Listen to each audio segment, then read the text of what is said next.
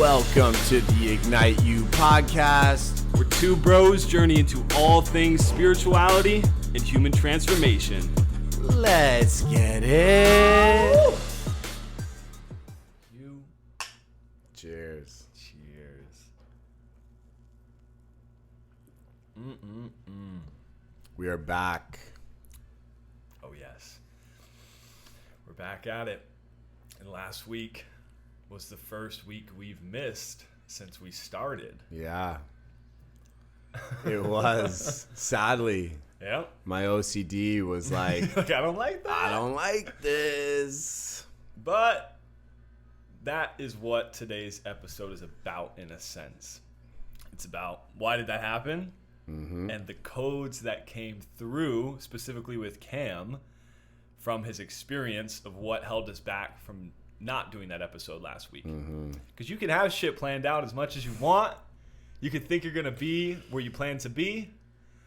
But the world and the universe can have other things ready to present to you. You can think you build a beautiful podcast studio in your home and that no one's going to use a power saw right next to your house. That's happening. And you might be able to hear that. Right now, in this moment. In this moment. And that's okay. But we got to roll with it. We got to flow with it. We got to adapt. And I'm just super excited to be back recording, especially as we're about to enter the retreat space. The sold out Ignite retreat is about to go down next week. It's in just over a week. Yeah. It's amazing. We've got some magic planned. We've got some amazing humans coming down. Yeah. Very, very grateful for this. It's been great to reconnect with you, to drop in. I don't like taking too much time away from you. I know, it's weird. Feels off. I'm not an anxious attached by any means. No. We're completely interdependent here. We are. Which is the highest form of attachment. Yeah, I thought it was codependence. There's dependence, then there's codependence, and there's interdependence. Oh, so we're leveling up. We're the highest form of what it means to relate. It was so funny when we started this episode, Ryan and I, we sat with some hape, we set our intentions, we connected in, and we were like, how are we going to banter now that we're so deeply rooted in our hearts? This is heart banter. Crying, and I know. It was just so beautiful. Minutes ago. This was minutes ago. This just happened. And now we're drinking this beautiful medicine of cacao, connecting, chatting, and it's absolutely beautiful. But I would like to say that Ryan is wearing a Costa Rican Christmas sweater. It has a sloth with a Santa hat. Pretty dope. I'm surprised. I was looking, I was like, is that a snowman? No, that is a sloth. That's it. Because this episode is going to come out the day after Christmas. It is. So ho, ho, ho. So ho, ho, ho. Merry Christmas. Well, it's Boxing Day.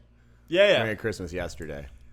Yes, Merry Christmas yesterday in the future, because all there is now, and now infinitely exists always. So we are in the present moment, right here, right now. During Christmas. Everything, everywhere, all the time.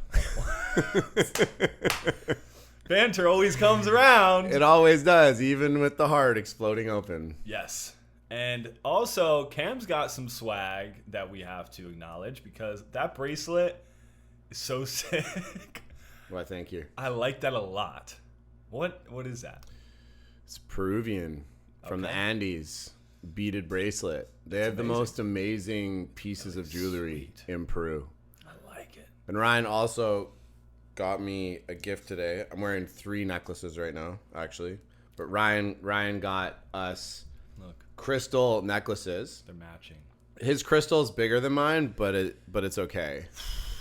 Because I'm very grateful for this. But I guess it is just like you are bigger than me as a human. Okay, so there we go. So it makes sense. That crystal just called me to you, you know? It did. So it was like, hey, I'm such a small crystal. Give me the job. The original one of that necklace is actually smaller, and I upgraded it. Oh, just so you know. I appreciate that. No, I'm super grateful. I love it. It's such a... Oop, that's the wrong crystal around my neck. Okay. It's so beautiful. It's such a cool pendant. Such a powerful pendant. And he got black and yellow. There you go. Which... That's your vibe. Is my vibe. So we like that. Yeah. And we were both looking at these necklaces today. We were together. And then I went back after a client call because it just called me. was like, I'm going to get that and get the other one for Cam that he was looking at. So we were looking at him. We got him. Was going to wait till Christmas. Didn't, because... So excited. So excited. Act from your excitement. I wanted us to have him on the episode, charged up together. Beautiful. To get it going. I love it. Now we're here. We're with here. Our swag. We're ready. We're about to drop in. Are we about to? I think we already been dropped in. Yeah. I feel really dropped in right now after that happened. I do too. That was powerful shit, man. It was. Yeah, that's good stuff. Right from Pisac in the Andes. Tell us a little Peru. bit about Hape. People are just hearing this word maybe for the first time. Maybe like, what do you mean, Hape? Yeah, so Hape is a plant medicine. Not always a psychedelic compound. It really kind of depends on what your intentions are and how you use it. I've had psychedelic experiences sitting with it and then going into meditation. And the amount that you and use. the amount, yeah, for sure, we for didn't use sure. Too much. But it's a mixture of predominantly tobacco, and a lot of times they put some cacao, some chacruna, which is the DMT property in ayahuasca. But they load it up with these different blends of medicinal plants. And a lot of times predominantly it's used to drop into the body, to drop into the heart, depending on what the mixture is. Yeah. But a lot of times they use it to support purging in medicine journeys. So if you're, I've sat with it in combo before, where you're sitting with a combo, with the combo medicine, and you're not quite able to get all the clearing, all the purging out. So they'll administer some Hape, and then that Hape will allow for you to just release. So it's administered through the nose. It's basically use a self-administrator, or someone else administers it to you, and it's blown up your nose with intention. And it's just a beautiful grounding medicine, I find, to open my heart, to connect me in, to focus me in. Something that really supports the connection to the divine, but also the connection to the earth. I find it really connects me to the earth, really connects me to the plants, and also connects me to the people that I sit with, in a sense of opening up our hearts and seeing each other. So it's somewhat uncomfortable for a lot of people the first few times you do it. It's weird just sending, powder up your nose in that sense. But it's a beautiful medicine. Yeah. I love it. In that sense, it's kind of like a cold plunge, in the sense that it's uncomfortable and you start becoming associated to the discomfort in a new way. Like for me, it's still very uncomfortable. I'm like, oh, that's really uncomfortable, but I'm able to just relax to it and surrender to the medicine, because I know it's going to help me and I'm going to tune into it and it's going to clear the mind. That, for me, Hape, more than anything, my mind just... all thoughts, all things that I was thinking that are going to happen, anything coming up, just clear. Just into my body, into my breath, into my heart. Just centers me. So I love that. It felt good to kick off, because we had concepts and ideas of how this episode was going to go. Basically, all that dropped whenever we did the Hape. And we're like, look, we can just speak from our hearts, because this episode is a lot about love. It's going to keep coming back to love. I have a feeling that love is going to be the essence of this episode. Definitely. And how you were navigating that. Definitely. In the lands of Peru. Definitely. So, yeah, I do love this medicine. So thank you for bringing it back for us. Of course. Thank you for letting us use it, tap into it. There's also some Peruvian cacao in these we cups. We got Peruvian swag, Peruvian Hape. We got Peruvian instruments. We're banging on the drum. We got Peruvian cacao. So good. Bringing the medicine of Peru. And you just sat with Huachuma the other night. Which is also another powerful medicine from Peru. And how, so let's not, I think we should do another episode on that, and you're still integrating, but how are you feeling? So that is such a heart-led medicine. It was my first time sitting with Huachuma. Yeah. It's a cactus medicine. And they say, some call it grandfather, and then others call it grandmother. It kind of has this other feeling. That's feminine. It's like a feminine grandfather, because it really just feels so mothering to me. That was my experience. It was just so ease-filled throughout the day. We went from 8 a.m. to 11 p.m. Yeah. Like, it was the whole day. On Sunday, we went in. So we'll have a separate episode to drop into that. Cool. But, so beautiful. We also did some Sananga. to connect us into our bodies during it. Yes. There's a few medicines going around, Mambe, Sananga, Hape as well. Beautiful. That we use throughout the journey. But talk about experiencing discomfort. Sananga? The worst. Discomfort! The worst. If you don't know, it's basically eye drops of pure fire because it is a beautiful medicine to clear the mind, and for some it's even cured blindness for certain people. It helps vision, literal vision and internal vision. Yes. But it really is intense on the vision. It's intense on your eyes, and for me that was one of the most intense experiences of the day.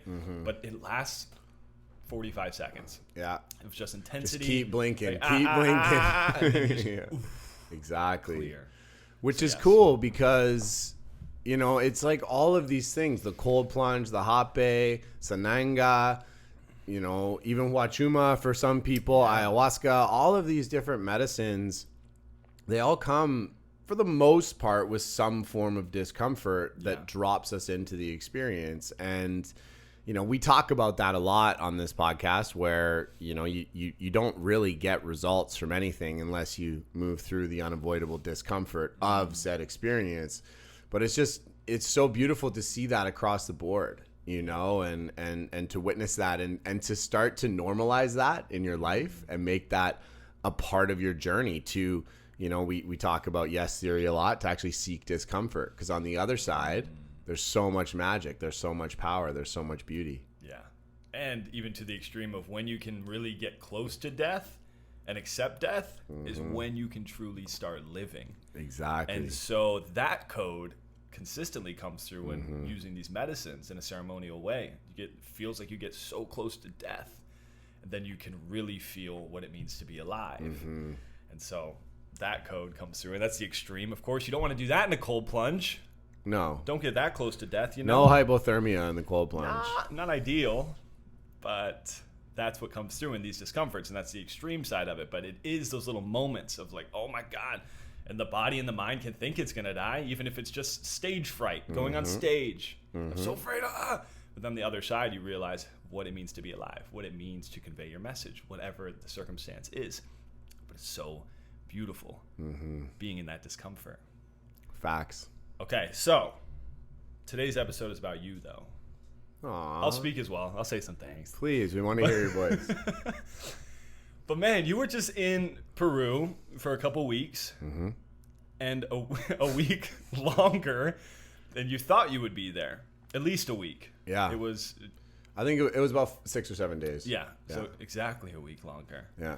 And you went originally for a warrior retreat, which I imagine you want to speak to a bit and share about, because that was amazing from what I heard and from what I know Brandon brings forward, and all of these amazing teachers and people that come together for that retreat. It's beautiful.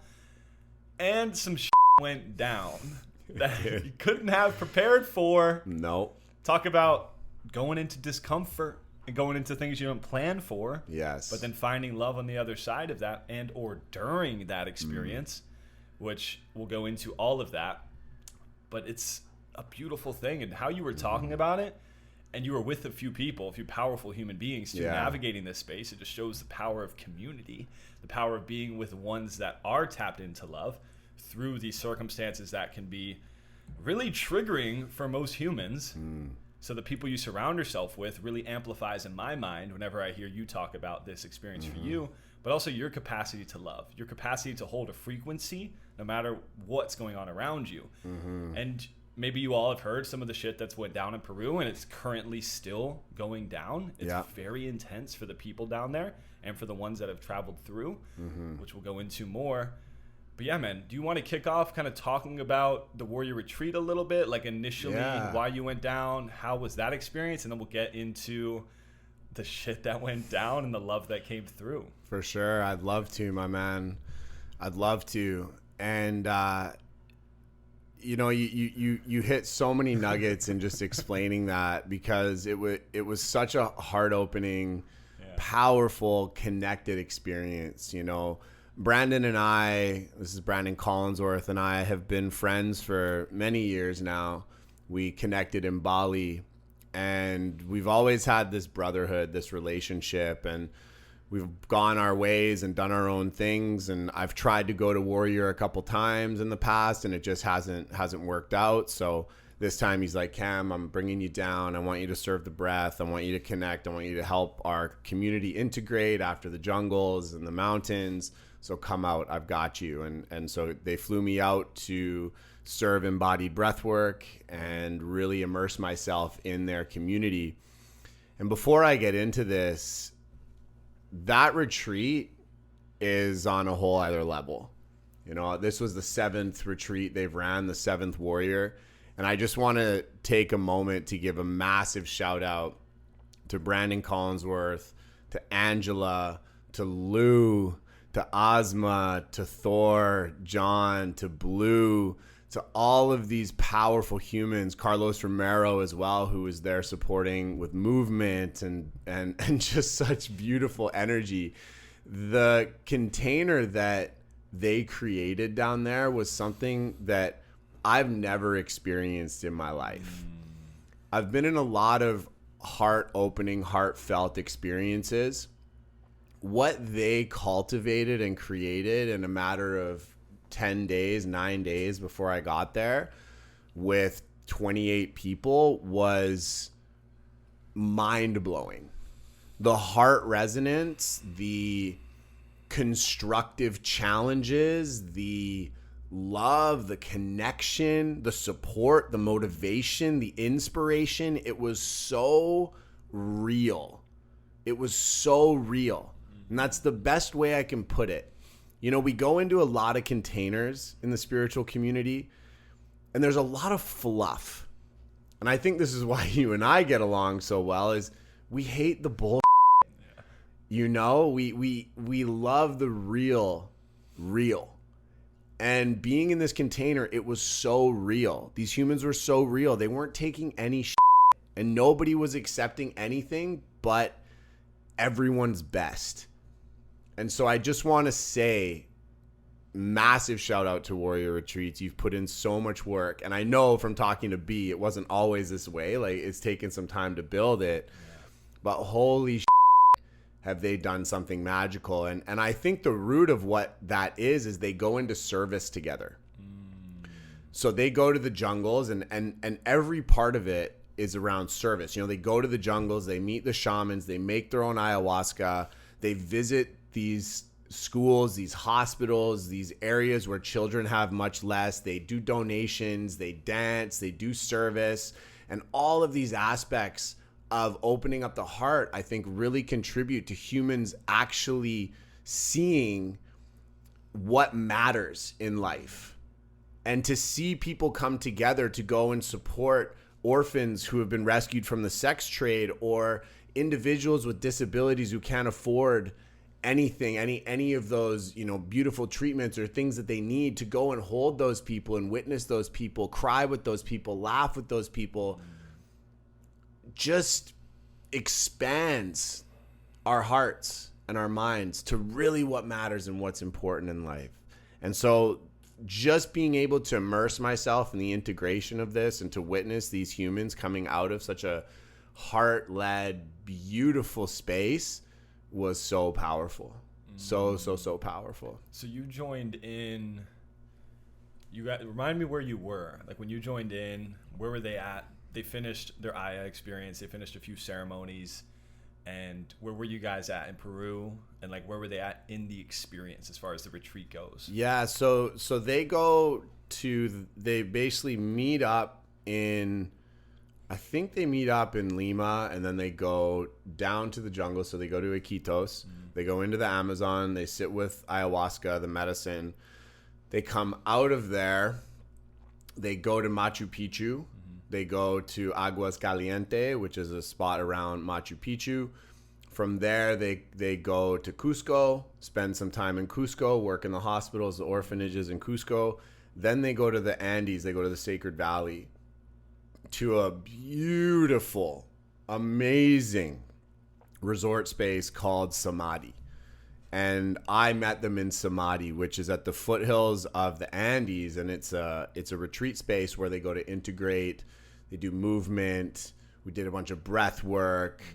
we sat by the fire, we played music, we connected. They did a lot of goal setting, a lot of integration prep for kind of reintegrating back into, you know, the world outside of, you know, the medicine journey that they were on. So I met them at Samadhi. I went a day early, got prepped and into my state, met them at Samadhi and spent 5 days with them, helping them integrate. Yeah, you were serving the breath, which at that point, they were already so connected from the medicines and these things. I imagine they just blasted off, because I know what can happen with the breath without that. But when you have connections already existing and you have that space already accessed in yourself, I imagine, tell me if I'm wrong, these people just tapped right into what they needed to through the breath, just like for sure, dialed in 100%. Oh. And it was so beautiful to witness that and to see everybody come together and just love on each other, support one another, and hold each other through that experience. There were some powerful activations and some powerful connections that were made in that journey.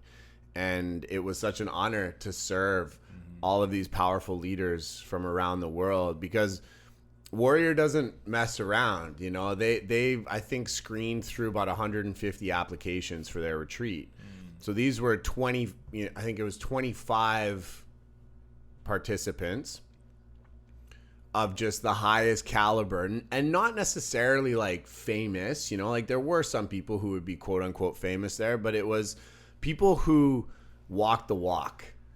You know, and people who really are in the work. And of service, right? Isn't and that a big exactly. And people that just truly embody all this stuff that we talk about, you know? And so when I say high caliber, I don't just mean like, oh, they were famous and this and that, because funnily enough, I've talked to B, and a lot of times, you know, people who are the most famous actually give the most resistance in a lot of these spaces. But, you know, for the people that were there, and this time, even the people that were super tapped in and quote unquote, you know, famous, it was amazing to see how connected, how embodied, how real they all were. And it was just, an honor to serve such powerful humans. I love that you kept coming back to the word real, and that was the most important and most impactful for you. And I completely agree, man. It's so often that in these spaces, fluffy, it just feels light, or it feels like it's not really you. Like it feels like it's not really the person that's coming through. I've heard this time and time again, especially with influencers or these different people that are spiritual influencers, and you go to a retreat and you're like, okay, you're kind of like the person online, but then you see them after, or have a conversation, have a meal with them, and it's like, whoa, you're a completely different human. Yes. Like, what is this? Yes. Who is this person that I see online and then I see facilitate, but then when you're not in that space, you're completely different. Yeah. And it's this like truth that is felt. Oh, it's so rare in these spaces, but when it's felt, this realness, and the realness usually looks like a diversity of experiences, right? It's not like realness is your one thing all the time. Yeah. Because that's not real. You're not just like one person, one being all the time. It's like you talked about it. You had the experience with a few people facilitating, and they have really powerful, profound wisdom to share, and they're facilitating like that. Yeah. And then one time, like, okay, we're gonna play around and make jokes this time. Yeah. Because that's real. Exactly. That's the state you're in. That's what you have ability to do as a human being. We're so diverse, but it's often we get put into this thing, and they're like, okay, cool, I need to show up like this every time, and then you've gone so far down the path that then when you're outside of that, you're just like, you're not in it, and because it's not real consistently, not really showing up, which I love you were sharing that. It seemed like time and time again in that retreat, people that could hold down the grid, people that could be tapped into wisdom, can also be super light, super playful. For sure. Whatever the they wanted to be, because it was real for them in that moment. Yes. So they showed up as that. Yeah. As facilitators, that's one of our greatest invitations to remember. Once we start identifying with something and someone that we're trying to be, we're not being real. Exactly. It's a mask. Yeah. And I want to give a massive shout out to Blue right now. I met her for the first time on this trip, and originally you're kind of like, okay, like, how's this person going to be? Like, she's a spiritual teacher. She's massive in the world. She's got a ton of influence. She's the real deal in such a powerful way, such an embodied way.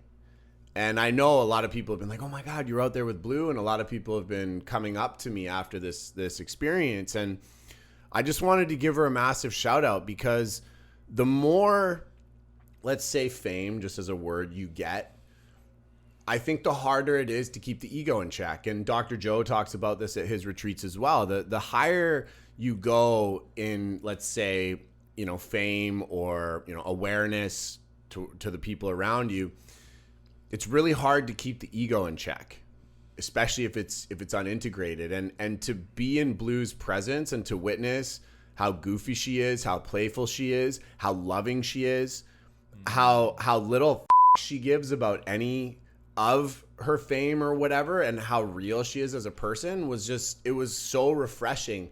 And for someone who aspires to be a leader in this space as well, it was very inspirational to learn from her, witness her, be with her. And I think a lot of people think they have to put on a mask to really make a difference. And I think that's changing. I think that was the old model where people had to pretend to be something to become successful. And as we now start to branch out, it's actually the most real people and the most heartfelt people, the most connected people, the most authentic people that are really going to start to stand out, the most vulnerable people. She was extremely vulnerable. Most people of that stature would keep a lot to their chest, but she was so real, so open. And so I just want to give a massive shout out to her for that. And if you follow her and you're into her work, she's the real deal, 100%. And I have a pretty good read on people in this space. And like I said, Brandon doesn't mess around. He's learned over the years. And the people he invites to this space are people that walk the walk. So I just wanted to take a moment to shout that out, because it was really powerful to witness that, be in that presence. That's amazing. Yeah, it's really nice to hear, because there's so many people like that where we talked about this before, IG versus reality, right? There was an episode we just had a few weeks ago where we were like, okay, you can often see things online, and so use discernment to recognize these things and to choose, who you follow, who you connect to. And sometimes it can be hard to know, because on Instagram, you only see so much. Mm-hmm. But finding that truth within that, like you being able to meet her and be able to connect with her and know that, oh, that's beautiful, man. Mm-hmm. And it is so rare we actually get these moments to meet them, but we can feel truth. We can feel realness with people, even over a digital platform. For sure. Like, it is possible when you can see somebody in their true essence, or on a podcast. Like, her podcast is so real. So real. It's just like, yep, this is what's going down. It's not, she's not trying to recite everything she ever learned to throw it in your face to show how much she knows. She's real with it. Yes. And we try to abide by that as well. We try to show up in our realness every time on these episodes, always leaning into our truth moment to moment.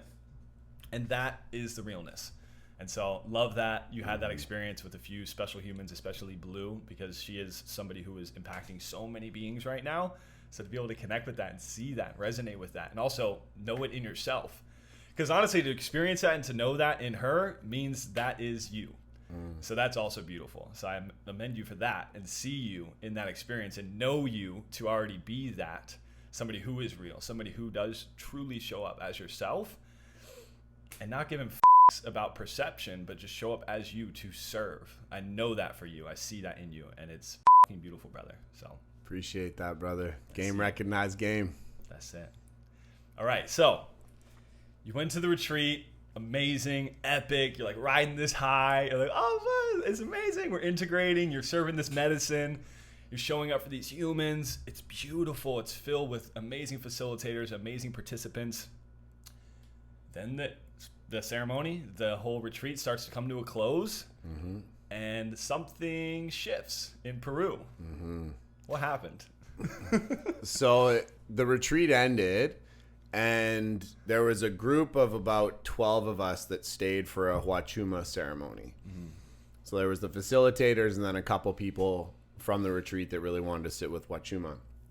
So it extended our trip about 3 days beyond what we were originally supposed to do. And so most people from the retreat, most participants left, and then the 12 of us were just chilling to go on a Huachuma journey, which is really funny because a bunch of us bailed on the Huachuma journey because we were all so tired and it just didn't feel aligned anymore. And you were supposed to do Huachuma and on I was Sunday. I was supposed to sit in the ceremony in Peru, and I woke up that day and my body was just a full no. Yep. And I looked at the diet and I was like, I didn't follow a diet. I haven't been intentional. This is my first time sitting with this medicine. And so I went, you know what?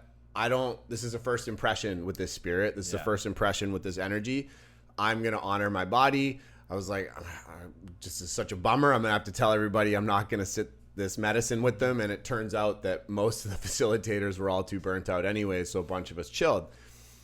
So we all chill. Huachuma group goes. They have a beautiful experience. I'm like, cool, this is great. I'm just gonna go back and sit Huachuma with our squad on Sunday when I get back. It was like everything's perfect.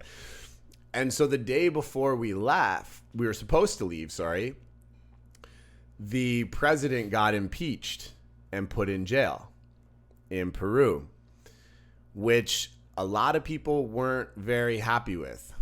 A lot of people, particularly the farmers, particularly the blue-collared people. And I get it.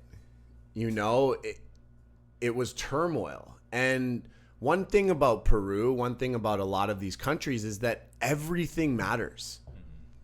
Their survival is based on the smallest decisions.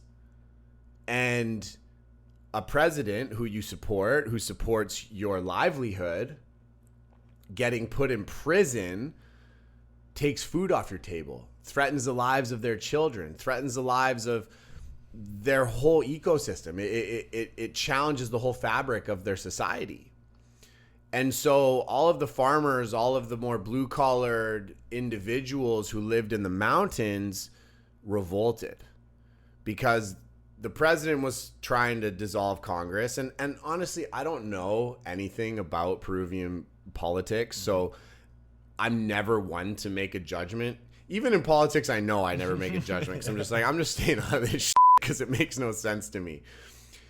However, this was a big issue for these people, and it threatened the whole fruit export situation. It threatened all of their livelihood. And so they went up in arms and they said, no, you have to release the president. You have to put him back into his position because we need his support to live, to grow, to do what we do. And these people live on a margin, right? A margin.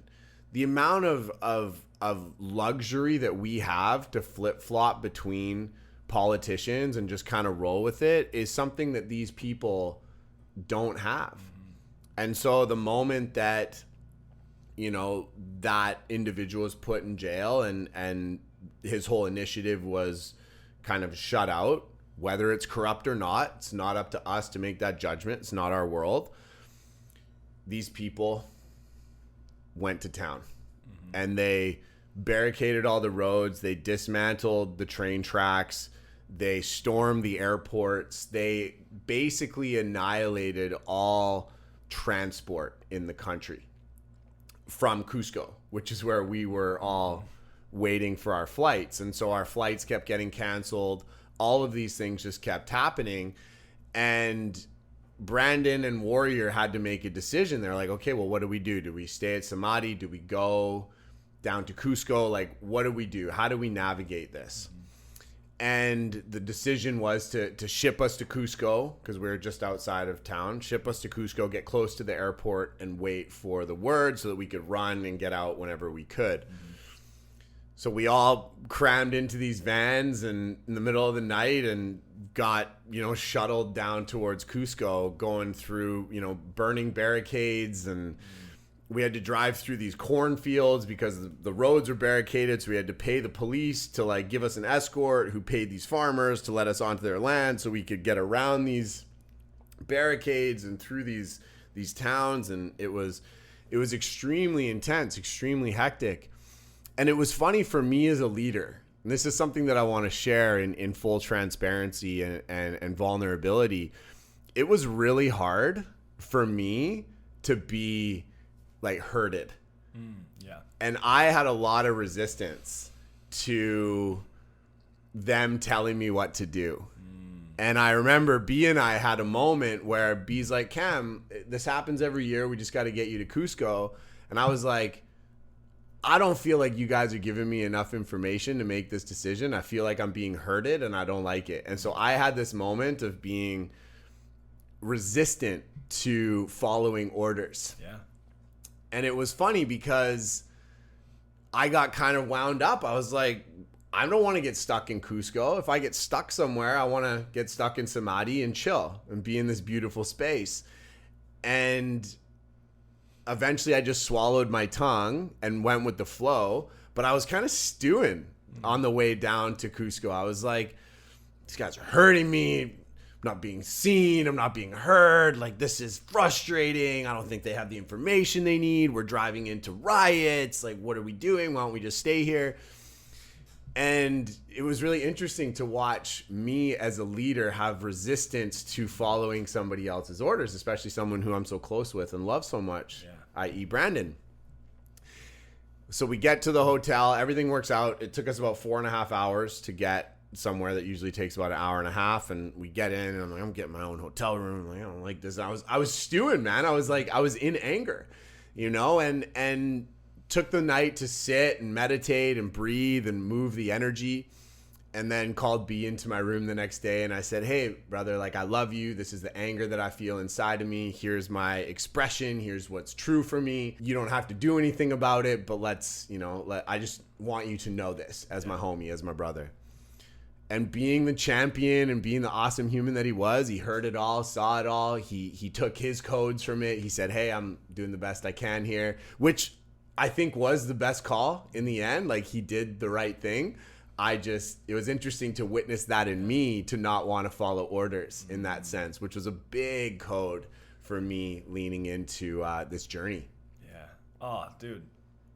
Beautiful. Thank you for sharing that. Of course. First and foremost, because I didn't even know the extent of that. You said there was some triggering you had in the experience, but yeah, isn't it amazing when we come from being rebels, we honor that and we love that because that's how we got to where we are now. And I know that's a big code for you, and that's why the education system you didn't go into much. That's why parenting, these other things, you're like, the system, this, I'm out. So then if even a glimpse of that comes up, I imagine it's like, oh, it's triggering. So you're like, I don't want to be told what to do. I have freedom. I have freedom. So why am I being forced to do this? Like you said, being herded. Yeah. I feel that too. Like I know that as well. And I imagine you have even a stronger experience of it. But yeah, share with us, what's a code that came through? Because I imagine a lot of people listening are leaders or people that have had things with authority, whether it's trauma with authority or just like, fuck it, no, I'm a rebel. Like nobody can tell me what to do. I'm creating my reality. I'm this. But if love is present with the person, and like you did, you said, okay, I'm triggered, but I'm going to lean into it anyways. I trust this person. I love him. I know he's doing what's right here. Even if I can't see it right now, I'm going to lean in anyways. Like what was a code that came through in leaning into that, in trusting authority, for instance, or this experience of a person telling you what to do and you actually following that? It was leaning into love. Yeah. It really was. And the challenge for me is that I got myself out of turmoil. Yeah. So my belief system is that I'm the only person that can get me out of challenging situations. And so for me, my justification was I don't feel I've been given enough information to make an educated decision on what to do right now. So I got angry. And so it was that little Cam inside of me that was looking for all the possible exits coming from the wild, dangerous life that I did. And so it was this code of leaning into love, trusting the divine, trusting other leaders, and ultimately surrendering my fucking ego when I go into someone else's container. That's it. Right? Because what I was doing is I was acting from ego. I was like, I'm not being seen. And to be honest, if I think about it, it's because I wasn't calling the shots. Mm-hmm. Yeah. Right? And for me, it was so powerful to just sit in that and witness myself wanting to be seen more, wanting to be heard, and to really understand why that desire was there, and to ultimately shine a light on a part of me that really doesn't serve, because true leaders are ones that can also shut their mouth and allow for others to take the lead. And even in our business, in these various aspects, I have challenges releasing control. I have challenges with delegating. And it's all coming from the same place. It's all coming from this resistance to trust and to allow. And really the only thing that changes that or that dilutes that is love. Love for one person. Right? Love to delegate, love to be like, yeah, you might not get this thing done the way that I think I can, but I love you so much and I want to see you succeed that I don't give a shit, you know? Or yes, you're leading in this environment. I love you enough to see you fly, and I don't have to be in that spotlight. I just want to watch you fly. And that was one thing that Brandon really taught me during this whole experience. Was he was always building everybody up. You're so good at this. You're so good at this. And highlighting everybody else and putting them in the spotlight. And that was so beautiful to witness, because to me, that's what true leadership is. A true leader is someone that doesn't need to be seen, but builds people up in a way that gets shit done in a powerful way. And so it was this concept of really leaning into that trust, leaning into that love, leaning into that empowerment of others. That highlighting of others. And it was such a beautiful code that now as a leader, I feel has totally up-leveled me in a sense of shining a light on something that I couldn't see. Yeah. Oof. Isn't it amazing how these little like tricklings of the toxic masculine can still come in so much to us? And I love how you said it was a little version of Cam. Like totally. These moments come in, we don't realize it's there until we're in it. And we're Yeah. like, oh, I haven't been in this kind of moment ever. Yeah. Here we are. It reminds me of this thing Yeah. that triggered me before and I had to get out of alone. So the only way out of it is alone. Mm-hmm. And so that's beautiful, man. I'm so glad to hear that. What a good code to come through in chaos. Amazing. In a moment where it's like, I have no idea what's going to happen. To turn that toxic masculinity into like, okay, I'm going to trust here. Yeah. And that's the opposite of Yes. a toxic masculine being.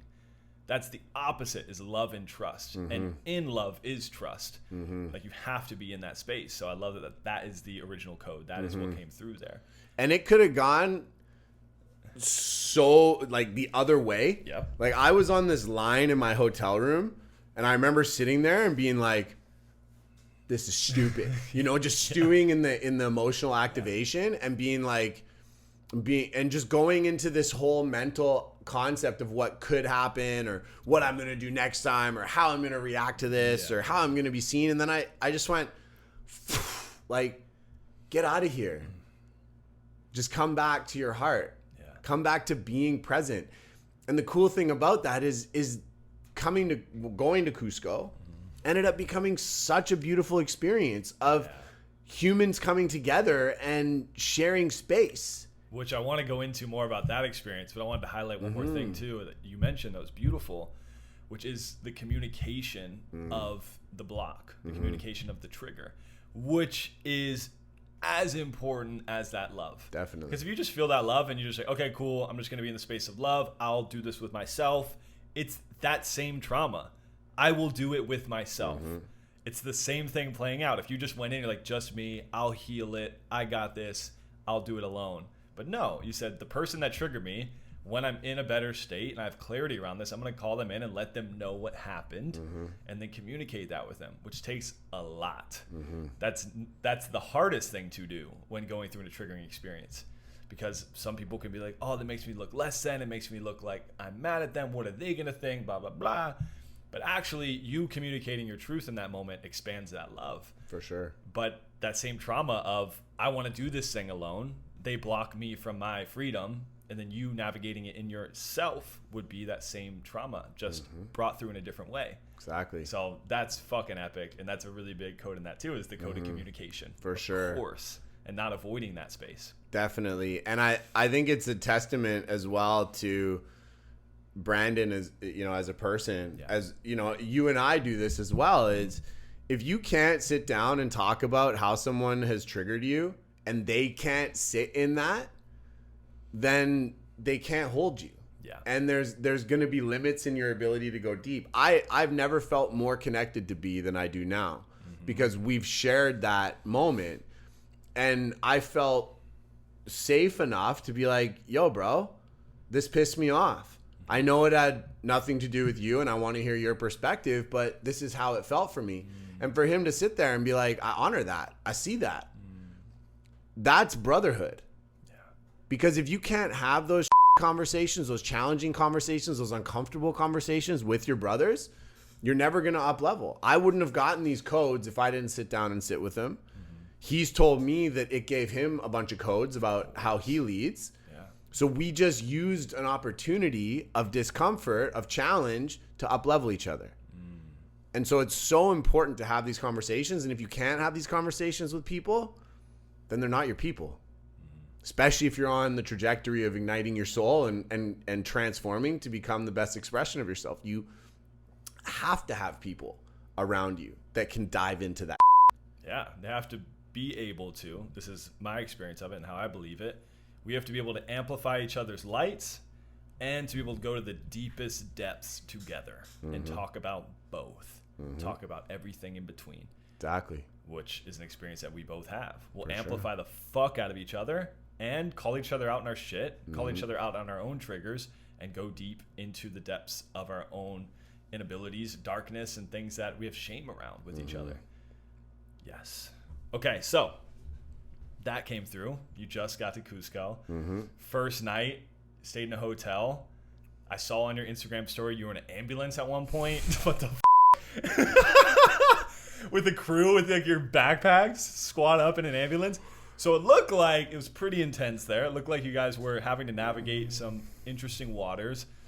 And yeah, I want to know, obviously, some of the practical things, like why the are you in an ambulance? Nobody was hurt. Why were you in an ambulance? At least physically, nobody was hurt. And how did they navigate this space? Like, how did you notice the collective navigating riots, navigating all this external chaos? What was happening for everybody in this space, and in particular, you and your state through this journey? So, beautiful question, and I'm so happy you're asking that. The ambulance. About the ambulance. Okay, Of course. But so we were in this hotel for 2 nights. So on our way down from Cusco, Fernando, the owner of Samadhi, who's one of the most beautiful humans, him and Kiara, just, oh my God, they're just, I can't even begin to express how amazing those humans are.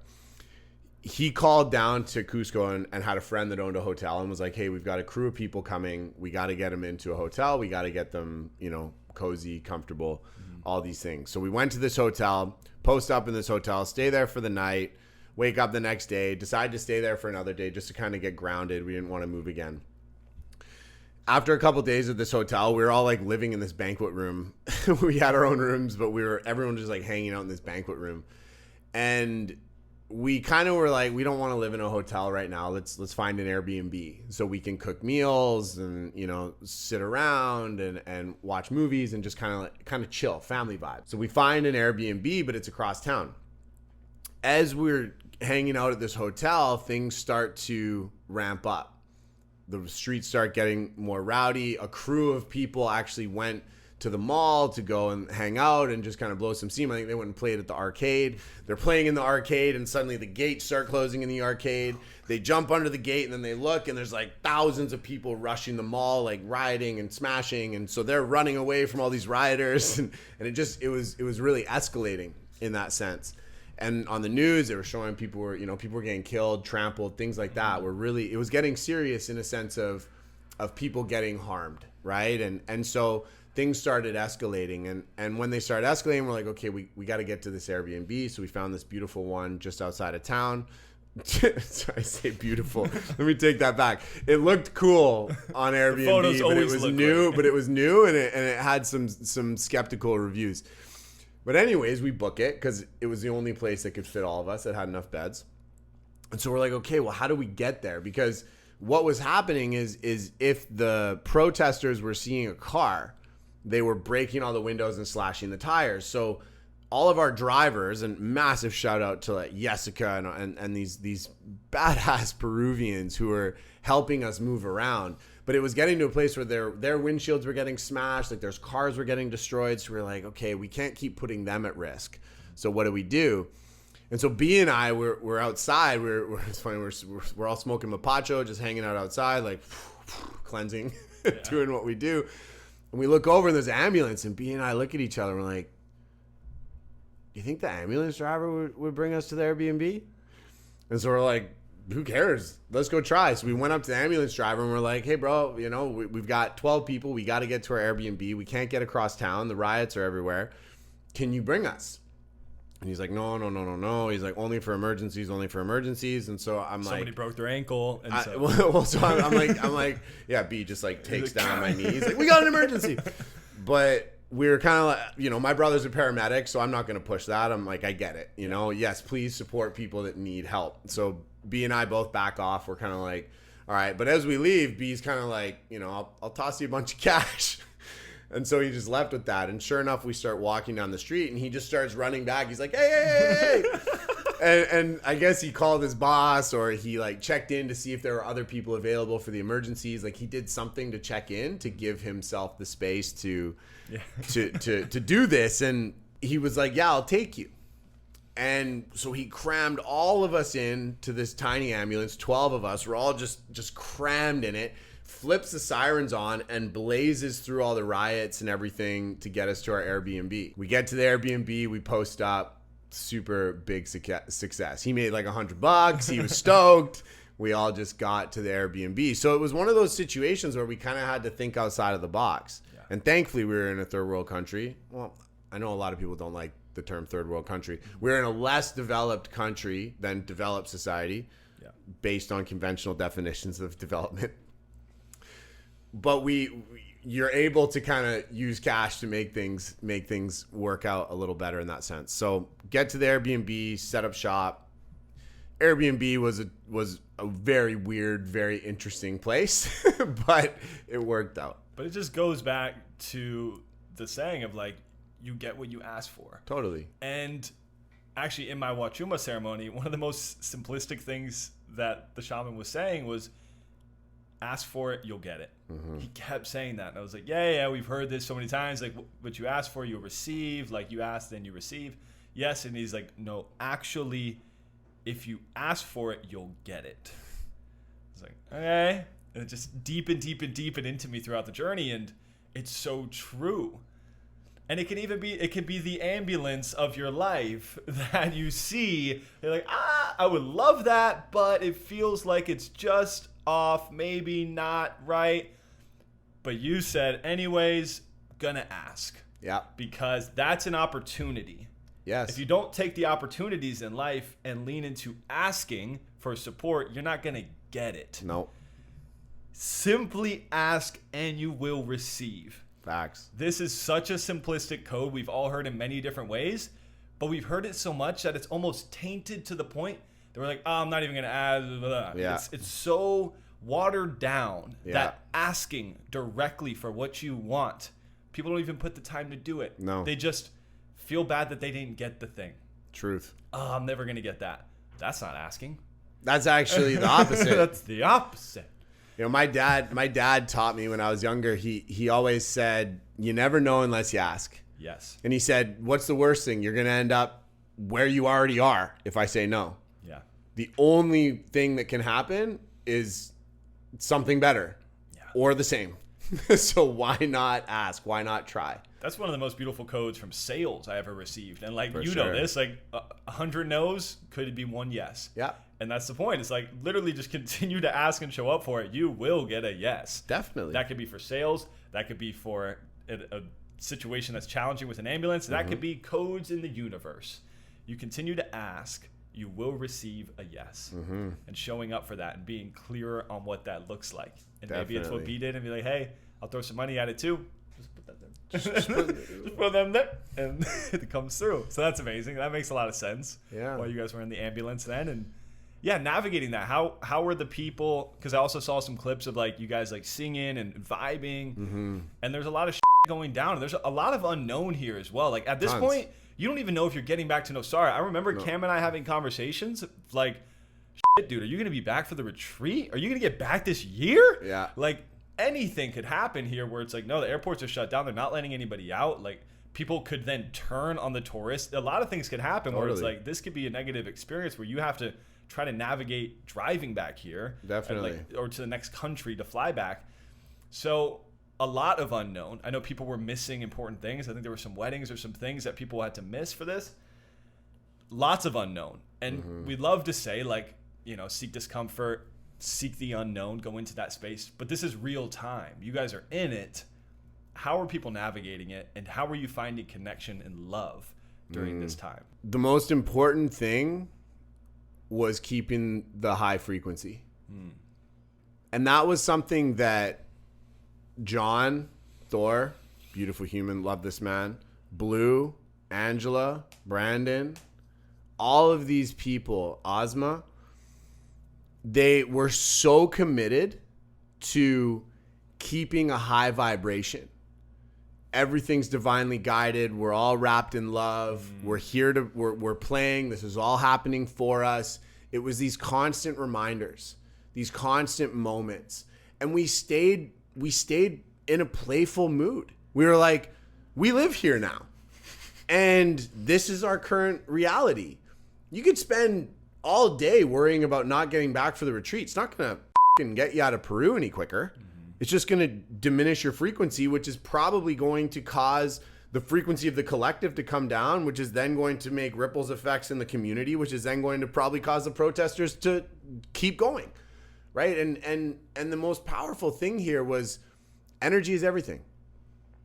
And no matter how bad things get, the only thing for us to do as individuals is to keep our frequency high. And for me, this was such a powerful code because I still find myself sometimes dipping out of this and going into this like, like this is so annoying. And that doesn't serve us at all. So leaning into frequency, leaning into keeping the vibe high, leaning into the angels, leaning into the divine, leaning into the community, leaning into medicines. We get to the Airbnb, we're like, whoa, this place is kind of crazy. Let's all sit with some hape, let's play some instruments, let's sing, let's keep the vibration high. And so that's what we always did. We were kind of like, okay, what do we want to do tonight? Let's drop LSD and watch Avatar. Beautiful. Because why not? Yeah. Right? And you got the space for it. Exactly. And so we had some fun in that sense. And so we all microdosed some LSD, watched Avatar. We played games. We had family dinners. We played music. We sang. We freestyled. We kept the vibes high. And it would have been so easy for us to be like, oh, this sucks. Oh, I'm looking at this on the news. This is happening. It would have been so easy to get caught up in the drama. Oof. And there were moments where it was like, it would start coming in. And then someone would be like, whack, would just like ninja it and be like, nope, cut that out. You know, we had one guy, and I love him for this so much. He was keeping us updated with the news, with what was going on. And I thought that was really important just so that we have an idea of what was going on. And at the same time, we know how toxic the news is. Yeah. So there was, Brandon comes in and he's like, only good news now.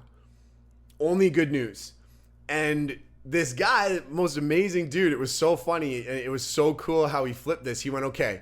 So we started taking photos of all of us and doing these funny news clips like Hawaiian man, you know, starts gluten-free company because farts intoxicate whole home, you know, whatever. Like he was just, he started playing with it. And so he started bringing play and joy and in like just so much gratitude and love into the situation. And so I think that's something that we all can learn from. I know it's something that I learned from in this experience is to keep the frequencies high. And we all say this in the spiritual community. Everybody says high vibes only, lead with love, do the thing, be in your heart, chase the frequency. This is all so easy to say until, like Mike Tyson says, you get punched in the face. Everybody's got a plan until they get punched in the face. And it's in the turmoil, it's in the chaos, it's in the moments that trigger all your shit that really shows how much you embody this. And this crew embodied it. And every time one of us started going out of it, it was like, slap, come back, and then accept. And it wasn't like, oh, you did that thing, you got out of vibrational frequency, so you're bad. It was, hey, we love you, we see this. Let's tune the dial on the radio here. Let's get you back to a high vibe. And let's be present. Let's be grateful. And let's use this opportunity to the best of our ability. Dude, so many codes. Energy is everything, and state creates. This is literally what it's about, to be a human being that is the highest version of themselves. This is what it means.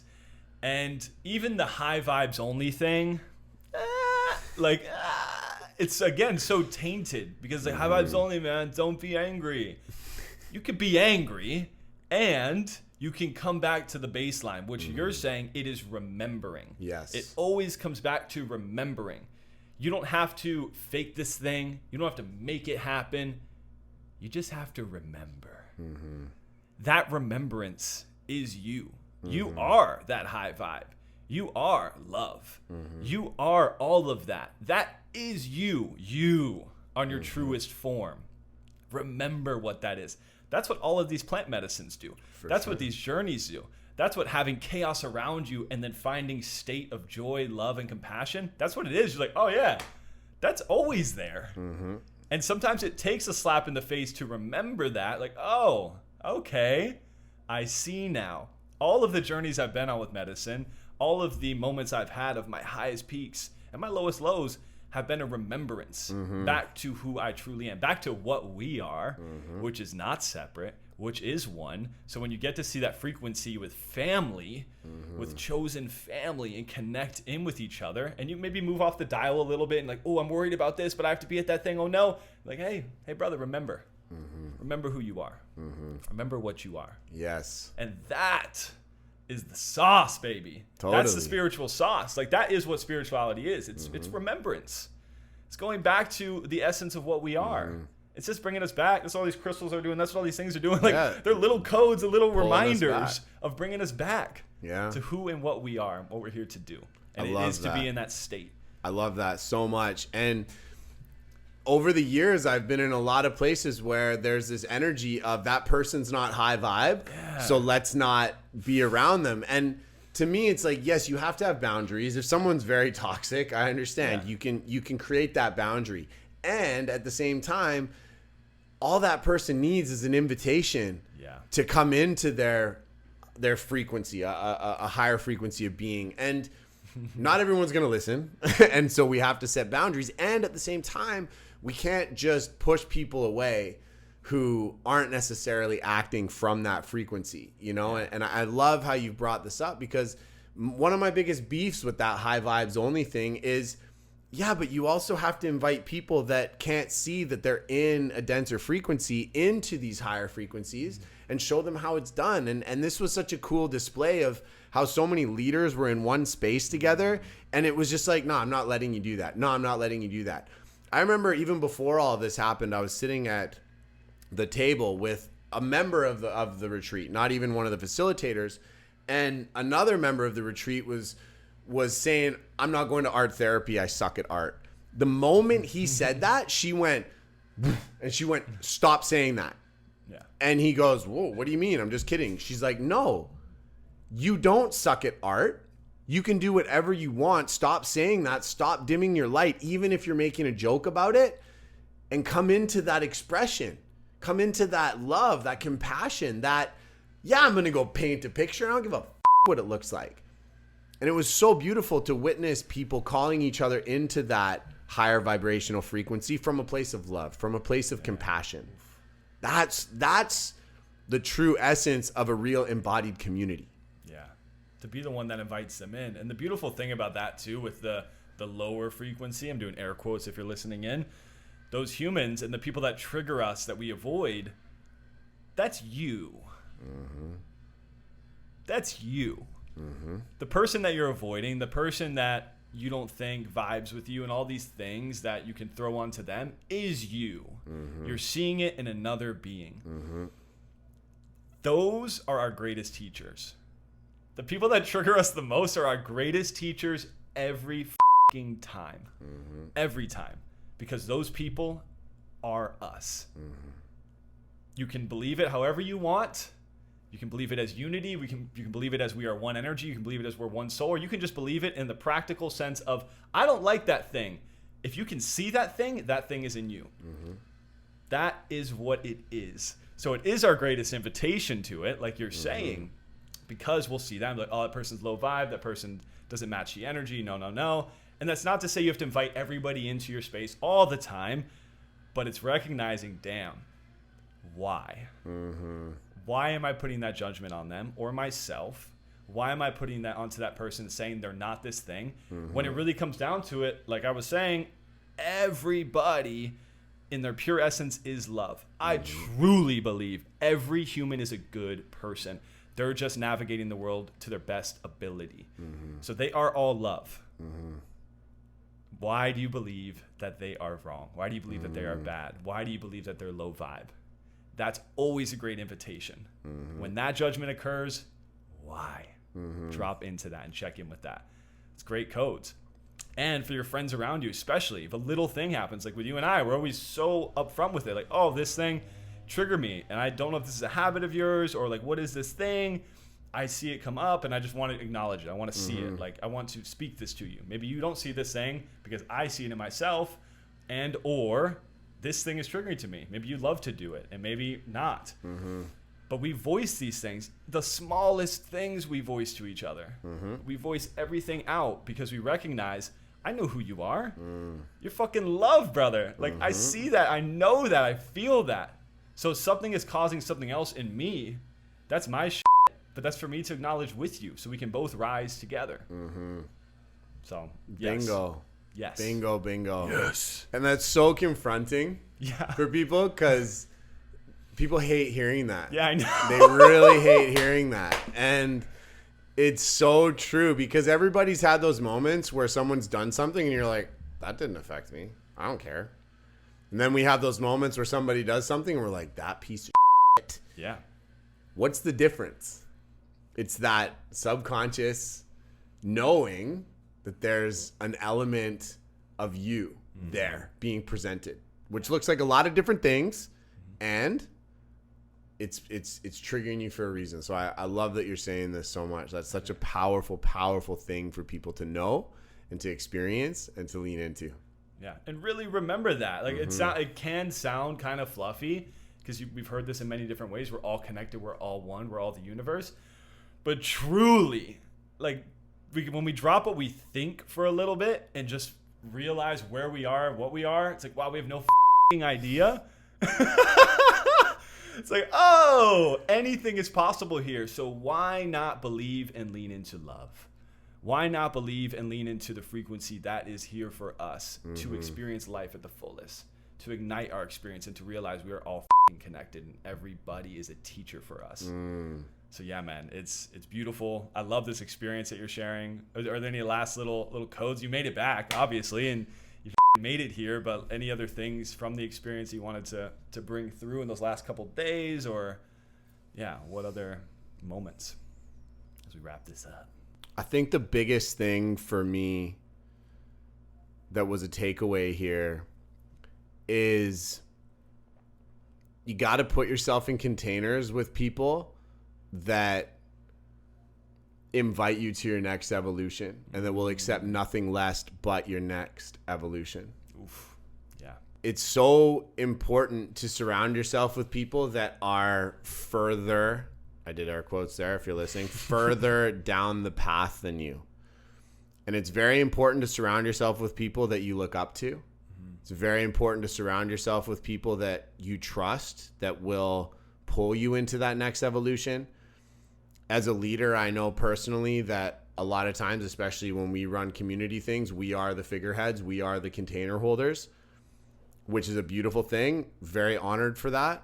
And the only way we learn about how to become better facilitators, better container holders, is by putting ourselves in containers where we listen, where we learn, where we are forced to swallow our tongue and just observe and watch.